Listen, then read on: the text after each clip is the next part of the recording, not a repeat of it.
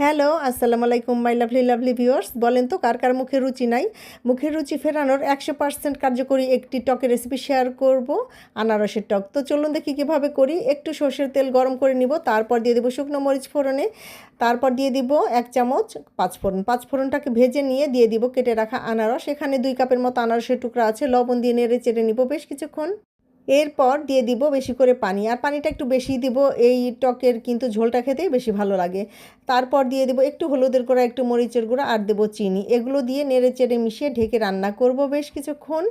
আর এরপর ঢাকনা খুলে নেড়ে চেড়ে নিব, আর লবণ চিনি চেক করে নিব। যে যতটুকু লবণ চিনি খাবেন সেই পরিমাণেই মিষ্টি দিবেন। আর এর মধ্যেই কিন্তু আনারসগুলোও সিদ্ধ হয়ে এসেছে। এরপর আরেকটু ঢেকে রান্না করব বেশ কিছুক্ষণ, 6-7 মিনিটের মতো। ব্যাস তৈরি হয়ে গেল মজাদার আনারসের টক। আর যার যার মুখে রুচি নাই, এই টকটা একবার বানিয়ে খেলে একদম রুচি দৌড়ে ফিরে আসবে, 100% গ্যারান্টি। এতই মজার। আর এটা এমনি এমনিই খেতে ভালো লাগে, অথবা ভাতের সঙ্গে খেতেও কিন্তু খুবই ভালো লাগে। ডাল ভাতের সঙ্গে তো কোনো কথাই নেই। বিদায় নিচ্ছি, আল্লাহ হাফেজ।